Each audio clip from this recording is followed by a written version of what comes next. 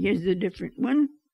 Pisum sativum, the trail of the Lonesome P. Where are my brothers? I, one pea of one pod. I climbed like the other peas of the sod. They went together. I went alone. We knew the same weather, the same temperate zone. All pisum sativum, equally sown.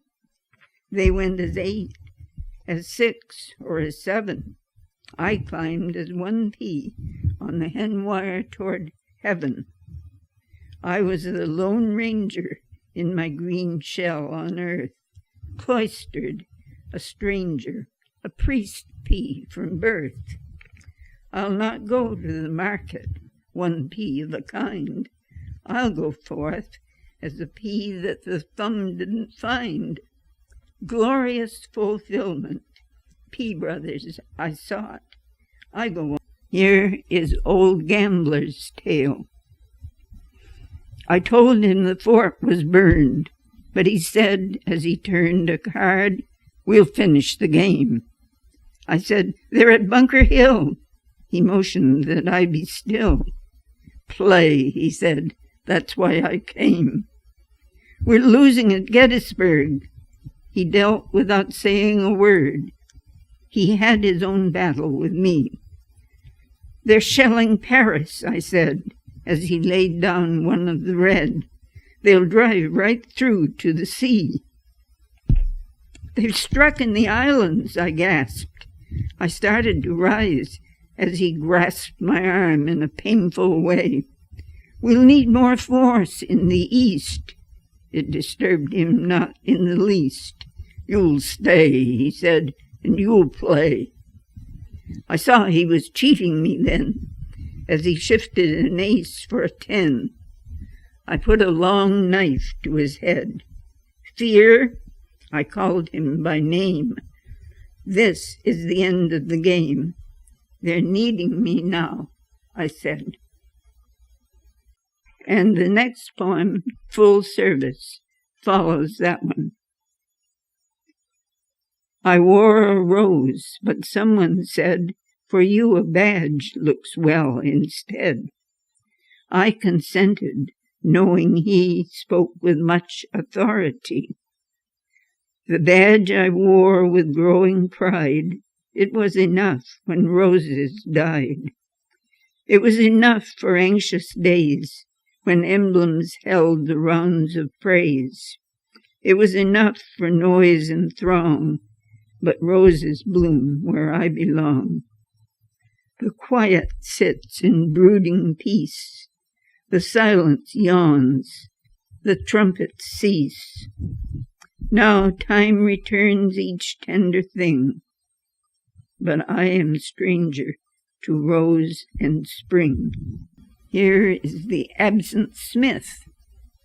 There was a blacksmith in a town I know, at least there was until a while ago, who some folks say the devil took for hire to teach him what he knew about a fire.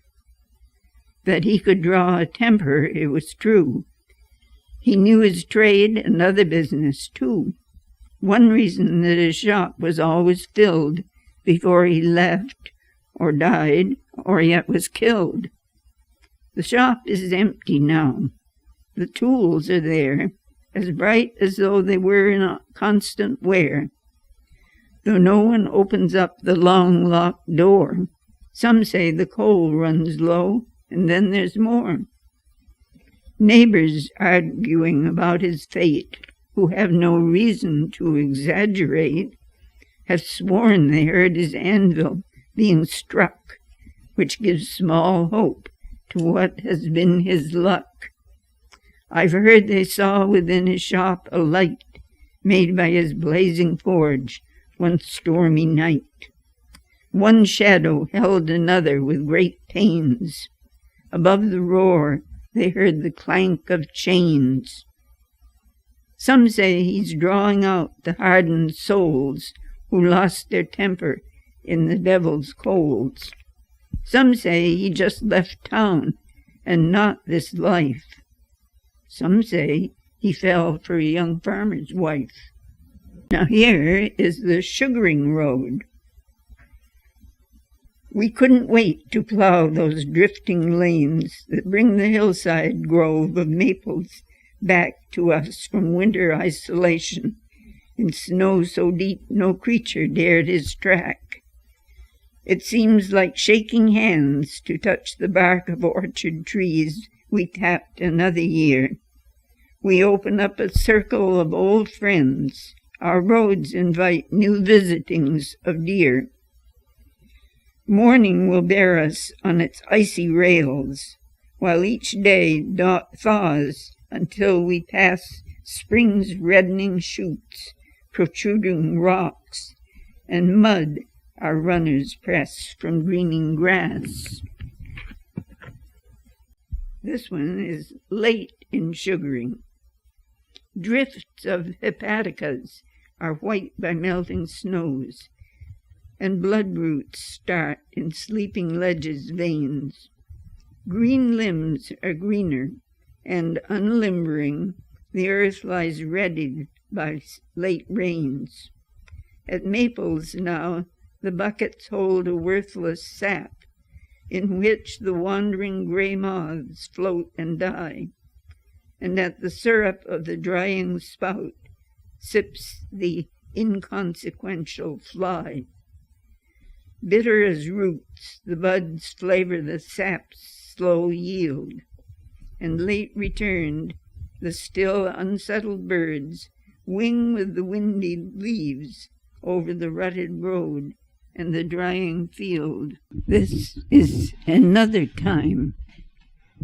Climbing to abandoned fields with hay racks and hay rakes, with keen scythes and horses green from their pastures, eating our lunches on weathered porches, wondering of that living that fared and flared and died in those abiding houses.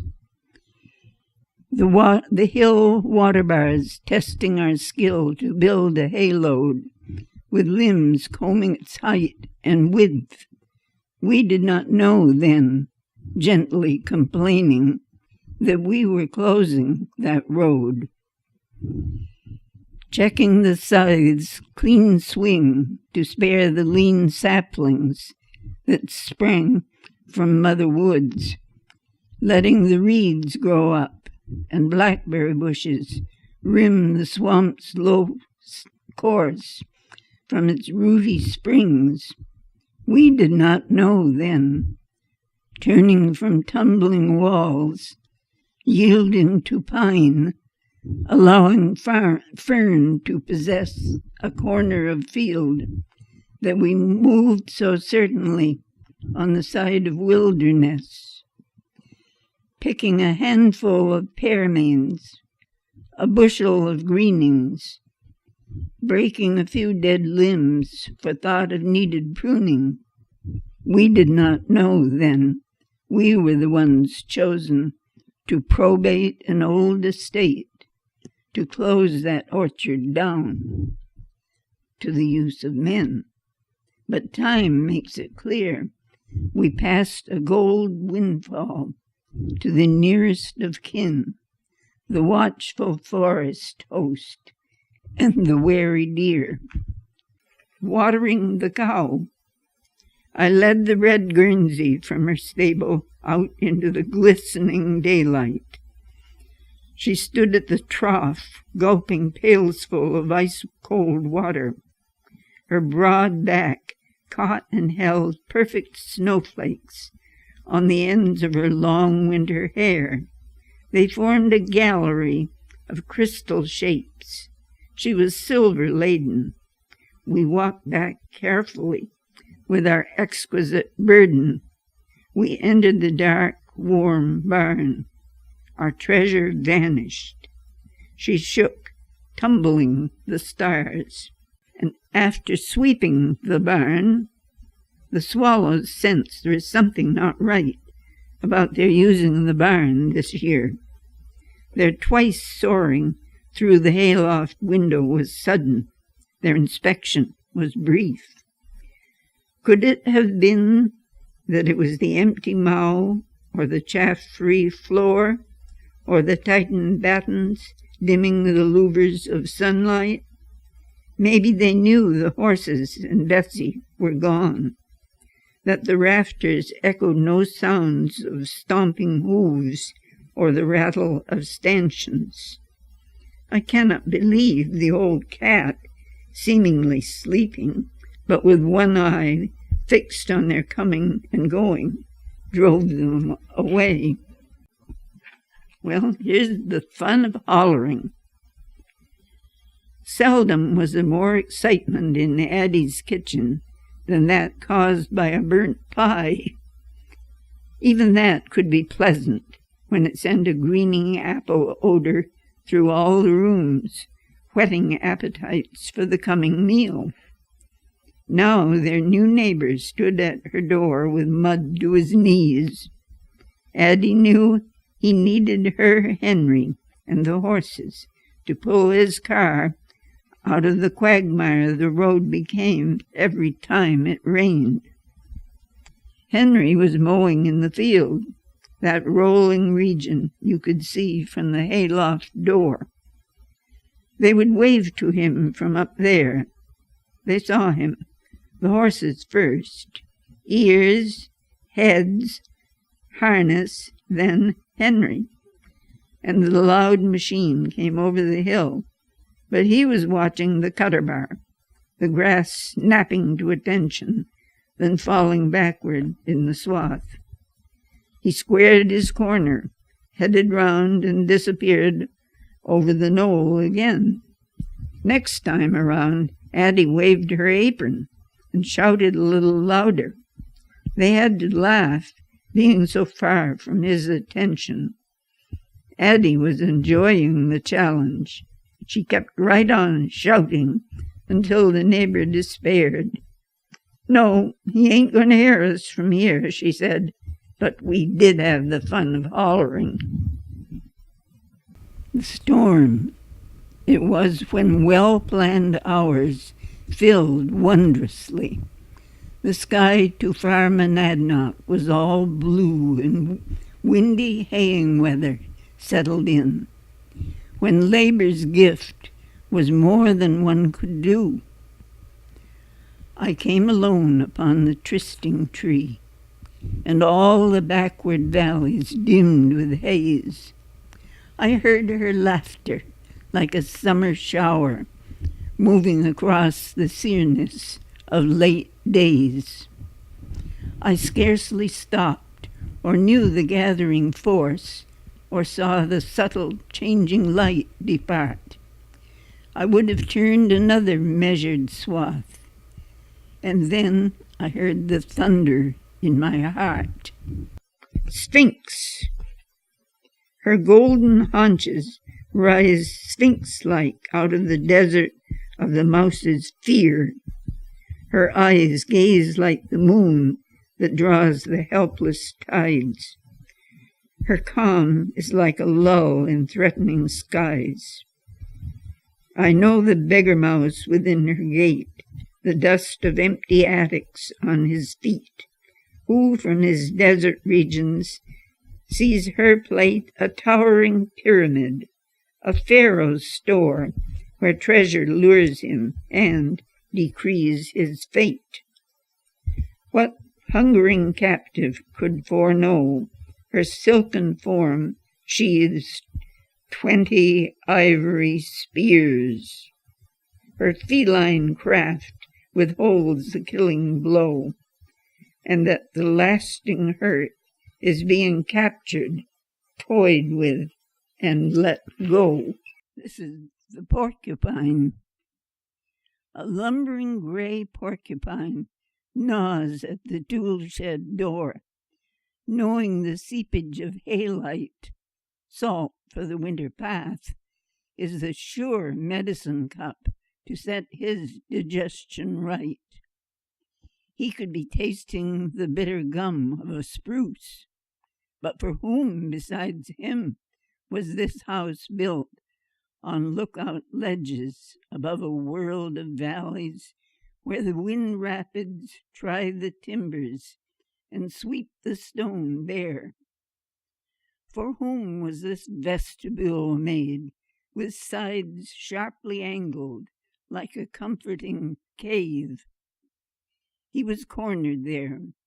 He turned his back to the intruder and stood for the blow, lifting his hands in a gesture like prayer. What, then, is a gnawed beam, or a hole to be patched in the tool house floor? The intruder laid down his axe and opened the door. Hayings. Marks on the hayloft floor show where the hay went in. The laborers always thrust their tines too deep, fearing the loosened tumble might fall backward to the road again. Each forkful chipped the planks another time. How many tine marks tell 100 years? The hard-grained hemlock thinned and bared a dozen rising knots to tell. The hay moved upward by the length of pitchfork handles and the strength of men and boys treading in the dungeon of the eaves, choking for air, and the cooling breeze they knew was wasting on the upland field. This one is both sides. Sherman was high bidder on an old-style plow at the village auction. That started some of the Riverland farmers joking about his hill farm. One asked him, "Do you still plow with oxen?" They never could figure how his farm grew hay enough for his 20 cows. Another asked, "How can you turn a furrow without starting a landslide? A tumble of hay up there must look like an eagle's nest. Do your seed potatoes have eyes like a hawk?" That prompted Sherman to talk back. "I wouldn't swap for Riverland," he said. "Land up here's worth double. I wouldn't own a field that didn't stand up so's a man could farm both sides of it." Here is a satellite song. First, I will know myself, testing the power to pull the tides, touching the curves of earth with softness, lightening shadows. I will know my face from 1,000,000 mirrors on facets of water. I will carry my cloak as the wind brushing a forest. My hair will be scented with pine. I will lie in the hammocks of the hills. I will ride astride the saddles of the highest mountains. I will rise up out of the sea and dive back to the sea's depth. I will gather pillows of clouds in nets of gold. I will come to the dance of the earth, wearing the masks of the seasons. During the dance, I will drop my masks. You will recognize and applaud me as the earth's lover.